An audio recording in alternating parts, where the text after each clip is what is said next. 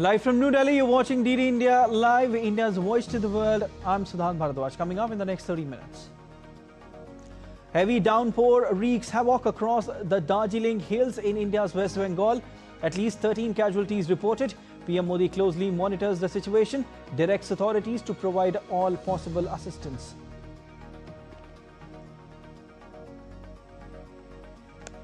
Israel agrees to initial withdrawal line, says Trump. Egypt to hold talks on Monday for hostage release.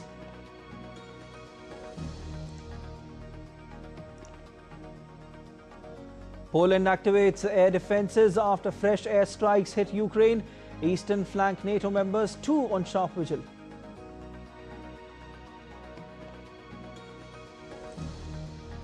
After off to a flying start, India lose first wicket as Smriti Mandhana departs to dressing room against Pakistan in the ICC Women's ODI World Cup in Colombo. Women in blue look to maintain winning streak.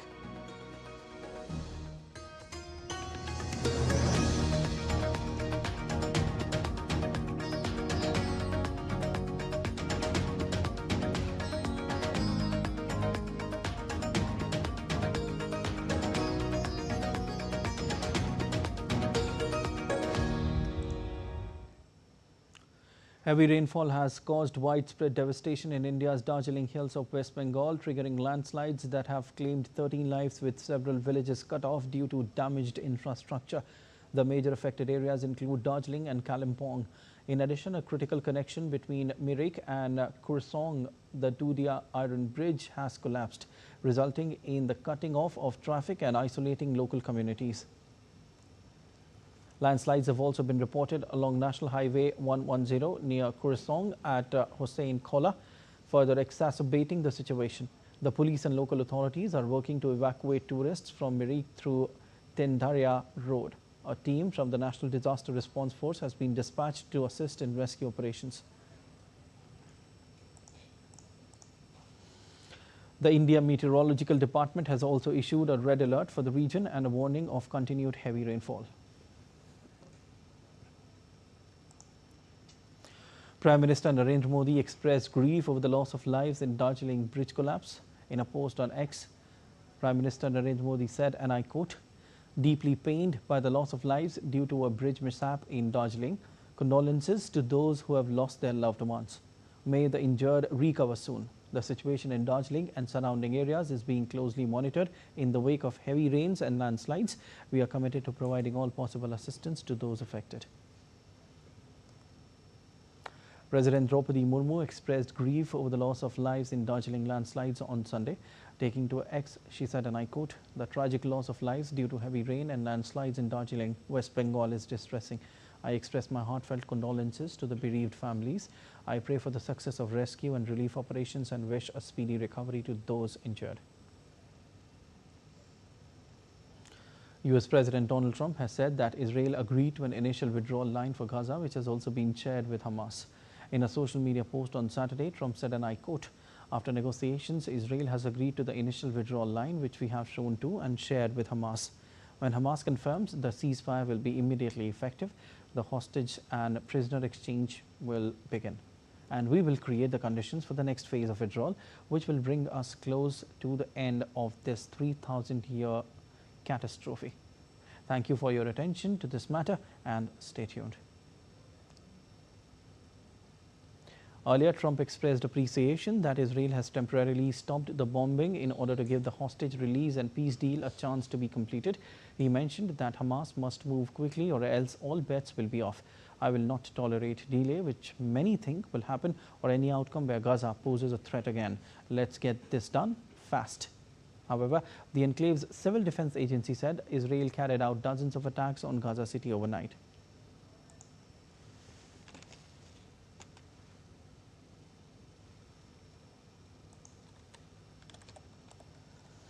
Meanwhile, Trump's son-in-law, Jared Kushner, and a senior envoy were heading to Egypt to finalize hostage release details. According to a White House official, Jared Kushner and Trump's Middle East envoy, Steve Witkoff, are traveling to the region to address the finalization of details on the release of hostages and to discuss the deal pushed by the US president. Egypt will host delegations from Israel and Hamas on Monday, according to the country's foreign ministry. People in several European countries staged pro-Palestine protests on Saturday, condemning Israel's blockade of Gaza Strip. Thousands of protesters gathered in London's Trafalgar Square, waving Palestinian flags and holding banners to show solidarity with Palestine. A total of 442 individuals were arrested by the Metropolitan Police during the protest. Similar demonstrations took place in Italy and France, where protesters demanded their governments halt cooperation with Israel. Anti-immigration and customs enforcement protests emerge in U.S. states of Chicago, Illinois, Memphis, and Portland. Tensions rise in Chicago and downtown Memphis as protesters rally against President Donald Trump's plan to deploy the National Guard and federal agencies to these cities. Trump authorized sending 300 National Guard troops to Chicago amid growing unrest. The U.S. president has vowed to escalate immigration enforcement in Chicago and other Democratic strongholds that limit cooperation with federal operations. The protests intensified after U.S. Border Patrol personnel shot a woman in Chicago after convoy rams officers. No law enforcement officers were seriously injured. During the confrontations, immigration and customs enforcement agents used pepper spray and rubber bullets to try to disperse protesters, escalating the situation further.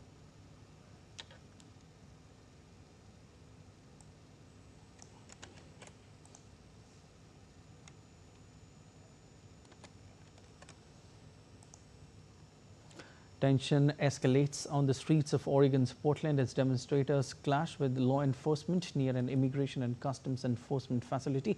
A federal judge temporarily blocked U.S. President Donald Trump from deploying 200 Oregon National Guard troops to the city of Portland, while a lawsuit challenging the move plays out.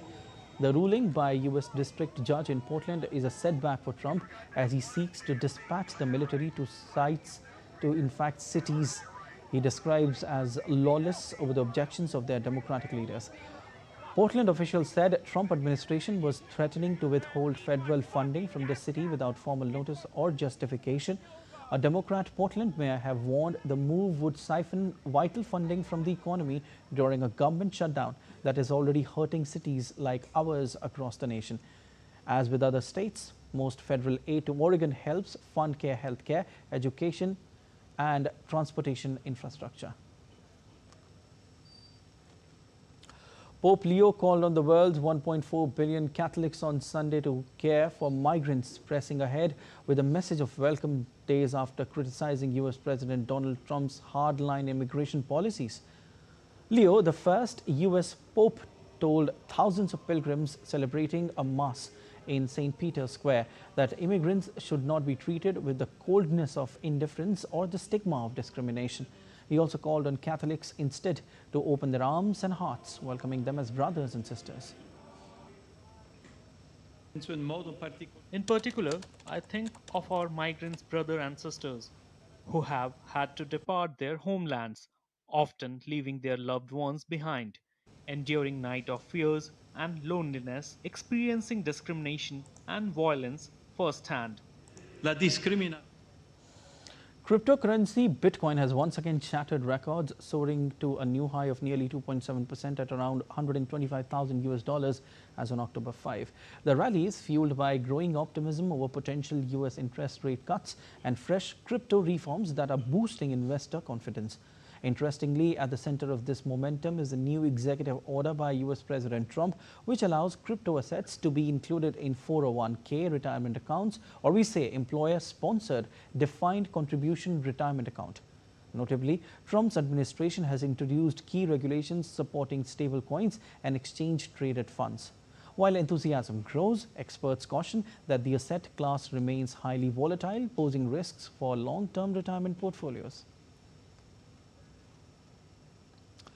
Tensions escalate in Eastern Europe as Russia rains missiles and drones across Ukraine overnight. Poland scrambles its aircraft in response, raising NATO concerns once again. Russia launched a massive wave of drone and missile strikes on western Ukraine, heavily targeting Lviv region, just 70 kilometers from the Polish border. In response, NATO member Poland scrambled fighter jets and placed air defenses on high alert to protect its airspace. Meanwhile, a deadly strike on Zaporizhzhia killed 1 and injured 9, with the nearby nuclear power plant still cut off from external electricity. Ukraine was under air raid alerts for hours as explosions echoed throughout the night. There has been no immediate comment from Russia on the attacks. In Ukraine's Zaporizhzhia, 1 person was killed and at least 9 others were injured in a combined Russian strike on Sunday. The attack damaged apartment buildings, leaving residents searching through the rubble. Ukraine's energy facilities were also damaged in Zaporizhzhia and northern Chernihiv region. Russia's defense ministry said that its forces had struck Ukrainian military industrial facilities as well as gas and energy infrastructure overnight. Russian President Vladimir Putin warned on Sunday that US plans to supply Ukraine with long-range Tomahawk missiles capable of striking deep into Russia, including Moscow, would destroy Moscow-Washington relations. Earlier, US Vice President J.D. Vance confirmed Washington is considering Ukraine's request for these missiles, though no final decision has been made. This escalation comes amid ongoing Russian advances in Ukraine and increased tensions following a recent US-Russia summit. There were issues raised such as discussions about supply of new weapon systems to Ukraine, including long-range and high-precision systems like Tomahawks. I have already said that this will lead to the destruction of our relations, or at least the positive trends that have emerged in these relations. And meanwhile, European interior ministers are meeting in Munich on Sunday to discuss the anti-drone defenses. The meeting, originally billed as a migration summit, was seen shifting gear after suspected drones forced second closure of the Munich airport in 24 hours. A series of incidents involving drones disrupted aviation across Europe in recent weeks. On Thursday, authorities in Belgium were also investigating sightings of 15 drones above the Elsenborn military site near the German border. Recent drone sightings across EU prompted a leaders' summit in Copenhagen earlier this week. Several EU member states have bagged plans for a multi-layered drone wall to quickly detect, track and destroy drones, allegedly from Russia. Russia, however, denies any involvement. And let's see what's happening around the world. InDan Giang Commune, Lam Dong Province, Vietnam, a replica Churu village has preserved traditional wooden houses, crafts and culture for over 4 years. Part of a $125 million national project, it serves as a living museum to promote ethnic heritage and connect younger generations with their roots. In Da Nang, Vietnam's highlands, the Mid-Autumn Festival brought joy and gifts to children in remote areas like Ore Village and Long Tuc School. Despite challenges like long tucks and limited services, volunteers offered health checkups and celebrations, while authorities worked to support these communities and connect them with lowland areas.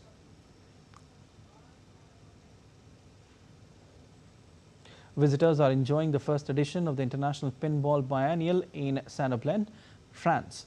Held every 2 years, the event features 120 machines and brings together pinball fans, makers and repairers with special guests and pinball icon Roger Sharp.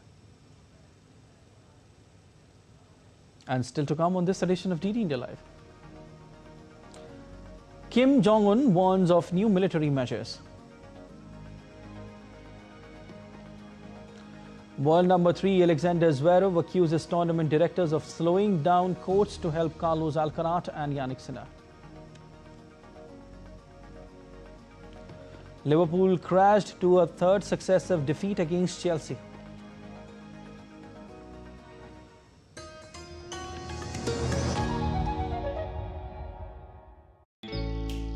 Jharkhand will mesmerize you with majestic nature, rich heritage and colorful culture. Hello.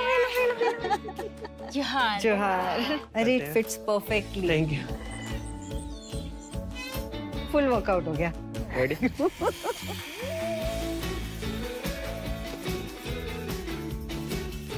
Postcards from Jharkhand on National Geographic.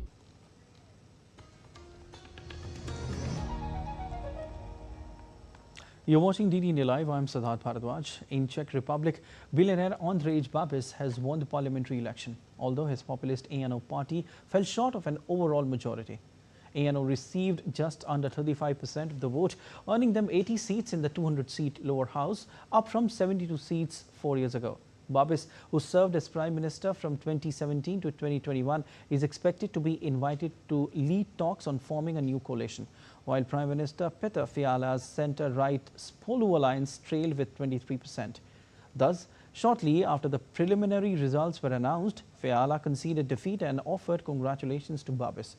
Czech President Petr Pavel, who will tap the next Prime Minister, in fact the next Premier under the Constitution, said he would start talks with the elected party heads on Sunday.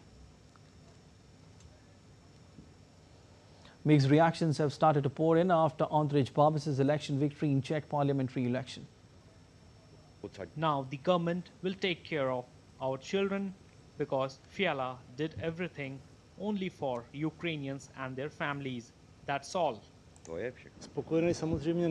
In general, I think this is bad for the Czech Republic, both economically and politically, especially in terms of foreign policy. At the moment, I hope that ANO manages to form a one-party minority government, because even though I do not really like ANO, I think that is probably the best realistic option. And after the ouster of former President Bashar al-Assad in December, after more than 13 years of civil war, members of Damascus's local electoral committee, in fact, have cast their votes to select Syria's new transitional parliament. This marked a significant step in the country's ongoing political transition.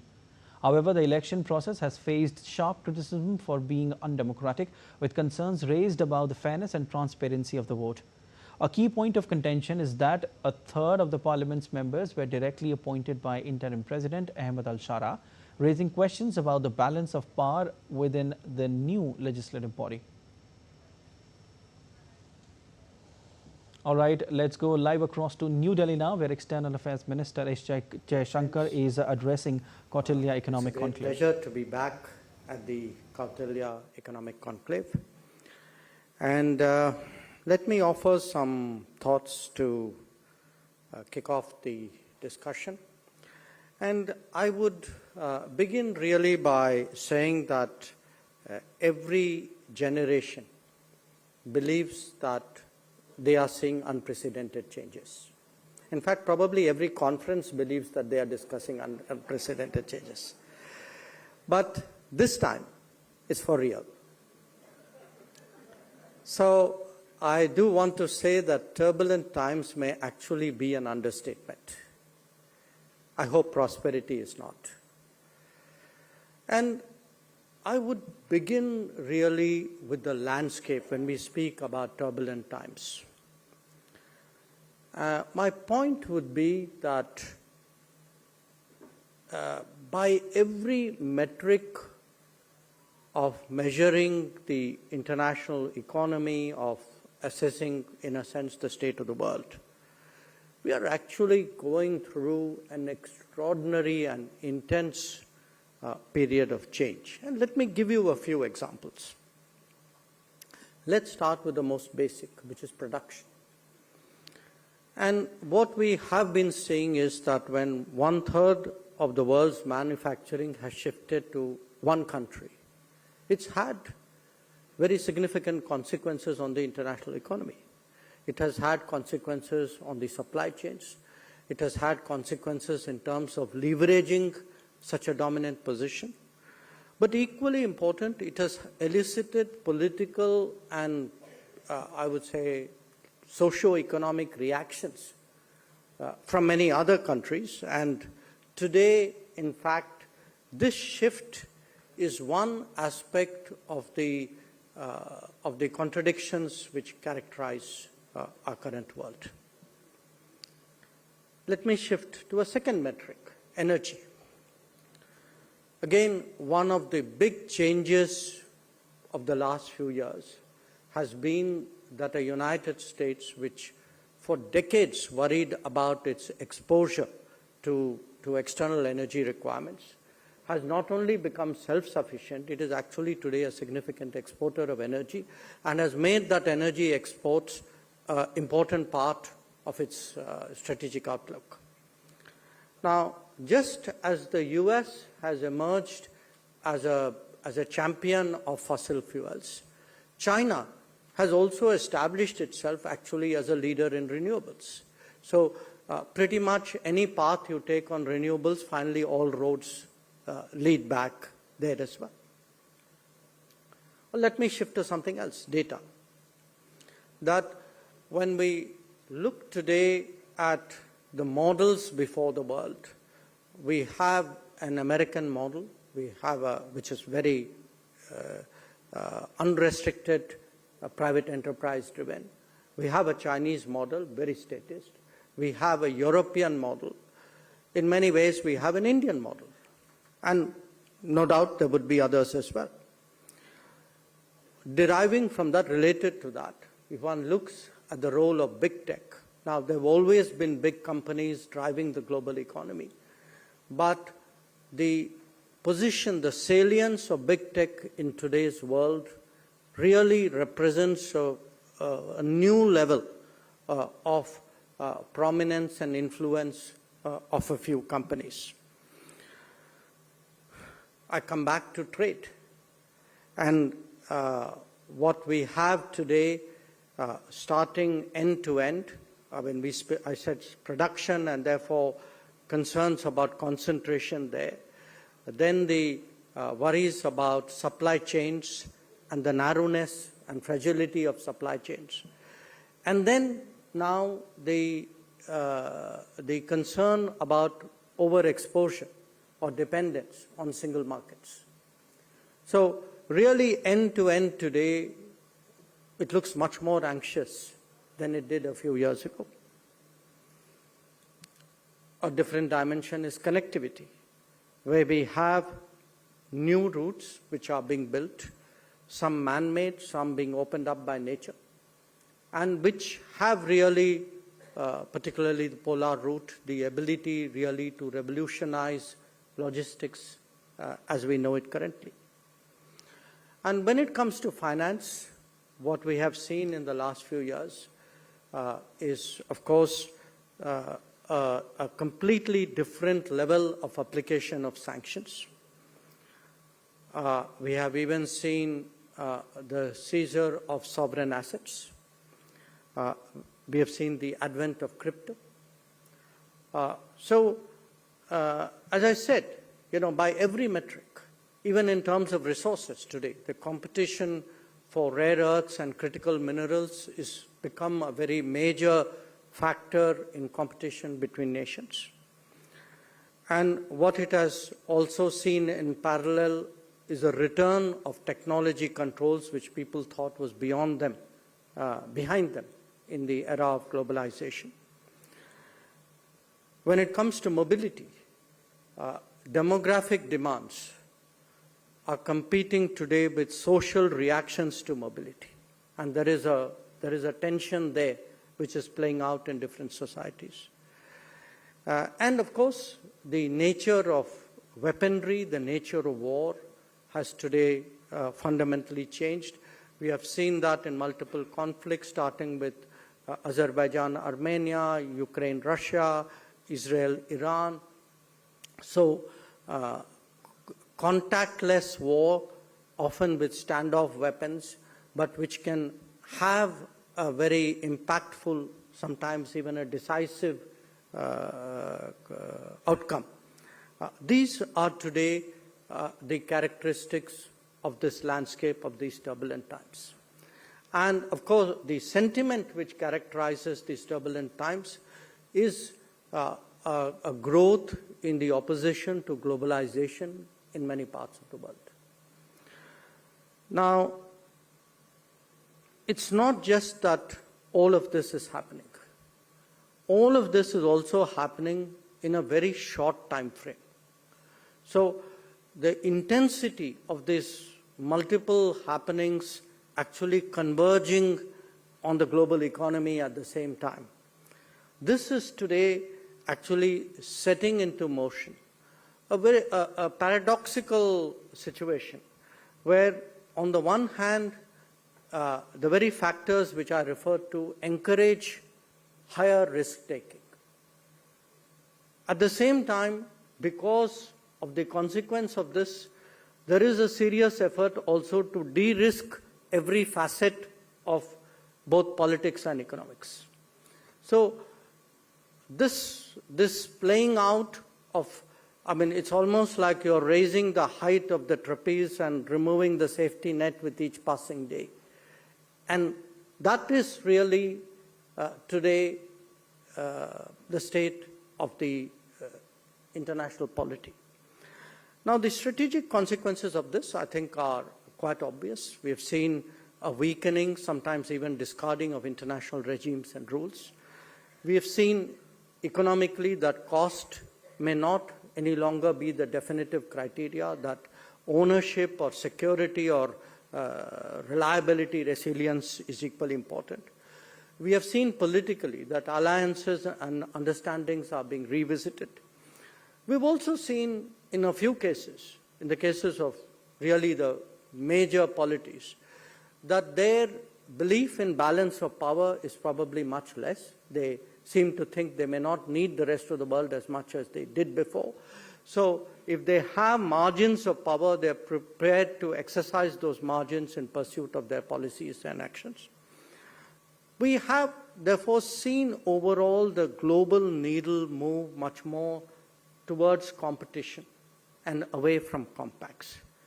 And that global needle is moving because there is today a tendency to weaponize almost everything. And that if a state has a tool in its toolkit, an instrument to be used, there is much less reticence, particularly on the part of the major powers, to use that. So, all in all, yes, times are turbulent, to say the least, and we have, therefore, this challenge of how do we ensure prosperity. Now, every country faces this predicament. Obviously, so does India. But every country faces a different predicament. In the case of the United States, a country which, in a sense, underwrote the international system as we know it, has really been the harbinger of change. It is not only more assertive, but it has really allowed its or encouraged its national interest goals pretty much to drive its approach towards partnerships and cooperation. In the case of China, I think while they had clearly mastered the old system as we know it, this change perhaps catches them at a time when many of the new new concepts, mechanisms, institutions which they were pushing are not yet in place. But clearly what we can see is that the US-China relationship in many ways is going to influence the direction of global politics. In the case of Europe, what was a sweet spot in terms of US, Russia, China, US particularly security, Russia energy, China trade, has actually got turned around, and every one of those aspects today has become a challenge. In the case of East Asia, I think for a geography like ASEAN, being caught between US and China is a very difficult predicament. For those further east, the question marks about both economic and security question marks today are big concerns. In the case of Russia, you can see that their current goals and their future opportunities perhaps are not aligned on the same plane. But what is, I think in a way, what differentiates India is most of these regions, they are actually defending their interests. They are trying to maintain their positions. Whereas the challenge for India is how to go beyond that how do we rise in these turbulent terms? Because for us, just defending what we have is simply not good enough. this has caught us at a time in our own history, in our own sort of curve, you can say, where we have to not only internalize and absorb these risks, but find a way of going beyond and continuing with our eyes. And that, in many ways, actually brings us to the domestic policy choices and governance. And I'm sure many of the other sessions would have discussed it. But I do, from my vantage point, want to make one observation. Obviously, as a minister, I sit in the cabinet. In the cabinet, we have different committees. We have a committee on security. We have a committee on economic affairs. And we have, of course, the entirety of the cabinet. But whenever I see any proposal come up to the cabinet, and I'm using this as a shorthand really for decision making in this country, I look at it from the vantage point of what I presented to you. How does it help me to navigate and advance in these turbulent times? So when I see a proposal to deepen manufacturing, when I look at a mission to actually promote advanced manufacturing, semiconductors, for example, or electric vehicles or drones or space, when I look at a project or a set of projects or policies which would take forward infrastructure or which focus on human resources and skills, because again, this is something which India particularly brings to the table at this point of time. When we look at ease of doing business or of ease of living for the common citizen, I want to say from my vantage point, every bit of this actually adds to our comprehensive national power and helps me actually to deal with these turbulent times. That for India, in many ways, the answer for a more difficult world is not just outside. A large part of that answer is inside. That if we can get our human resources better developed, if we can get our infrastructure moving faster, if we can get manufacturing to deepen more, if we can get new trade flows, because I think given the volatility, the uncertainty that we have seen this year, it is very clear that there is a very strong case really to diversify further the trade account as well. If we can address energy security, food security, health security, again, partly through a mixture of national capabilities, but by diversifying sources and spreading the risks. This is really today a strategy for India to pursue.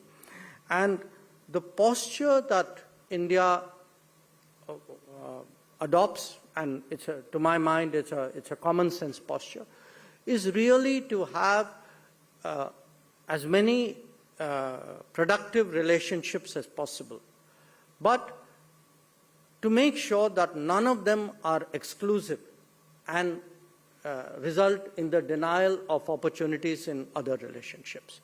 So how do we actually practice this multi-alignment or this multiple relationships with different agendas and with different partners, sometimes in different regions? This is really the external challenge. The internal one, of course, is to improve every dimension of our comprehensive national power.